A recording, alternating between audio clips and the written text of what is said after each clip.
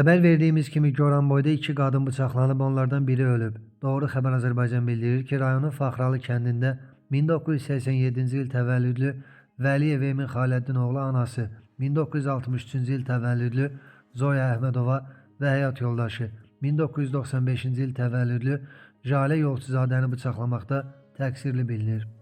Hadisə zamanı ondan çox bıçaq xəsarəti almış Zoya Əhmədova həyatını itirib. Məlumata görə Emin Vəliyev həyat yoldaşını bıçaqlamaq istəyərkən anası onun qarşısına keçib. Qətlə yetirilən Zoya Əhmədovanın əmisi oğlu Nəsrullah Əhmədov deyib ki, Emin anası ilə münaqişəsi olmayıb.